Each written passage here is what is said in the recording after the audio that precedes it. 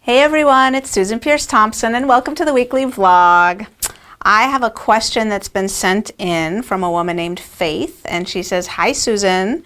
First of all, it was interesting to hear you talk about your eating plans for your birthday because my birthday was to be the following day." Oh, happy birthday.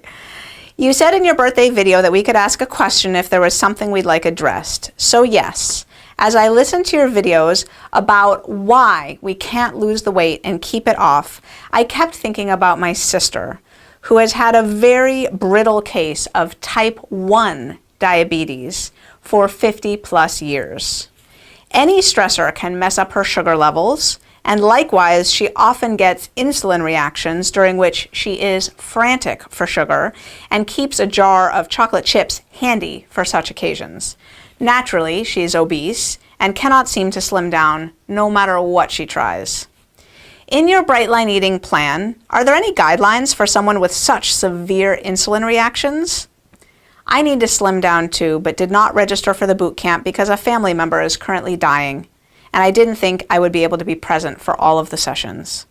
Thank you for your videos, for your love, your enthusiasm, your attitude, your desire to help struggling, defeated people. Faith. Oh, Faith.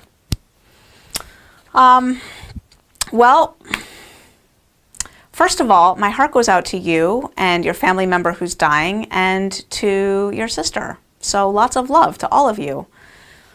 And your question is really apropos. I think, research shows that there are people who have really volatile insulin systems and really poor insulin sensitivity. And then there are people who have really finely tuned insulin systems, which means their body is very sensitive to the insulin that they make and responds to it very quickly. And that means that not a lot of insulin is needed and so forth. And what I want to say is that, yeah, absolutely. I want to say a couple things. One is that in general, the Bright Line eating plan is designed for people like your sister in general. Eliminating sugar and flour and eating large quantities of vegetables, eating at regular structured meal times. These are some of the best things you can do if you've got an insulin sensitivity issue and a volatile insulin system.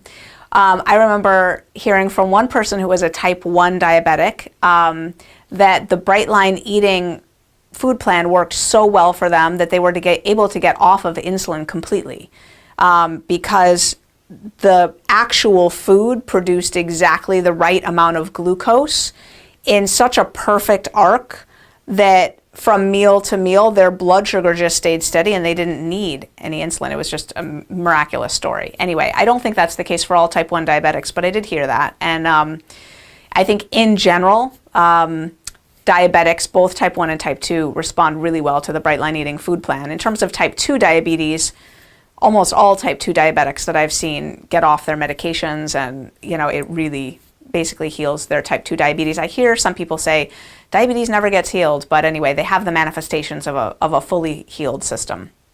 But the other thing I want to say is that in the Bright Line eating plan, we've become a lot more savvy about how to tweak the food plan for people who are especially insulin sensitive, or I guess technically it would be insulin insensitive, but who have the issues that you're describing. One thing that we do, for example, is just for the beginning, take fruit out of the breakfast and lunch, take grain out of the breakfast, replace with proteins and vegetables and healthy fats, and that seems to help a lot.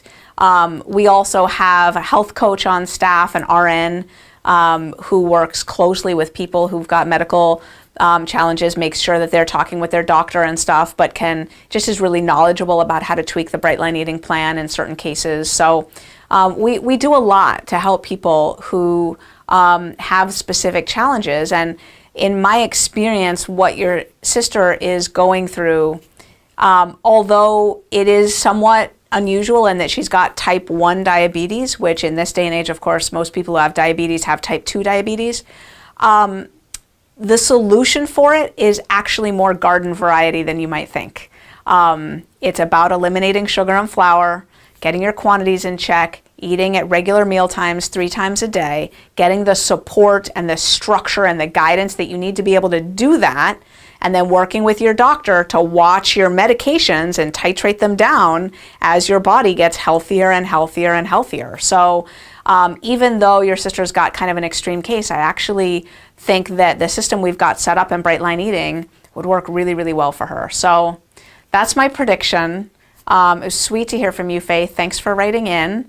And I'm just sending a lot of love and prayers to your whole family. So that's the weekly vlog. And if you, like Faith, have something you'd like me to address on the weekly vlog, go ahead and send it in. I'm at susan@brightlineeating.com. I'll see you next week.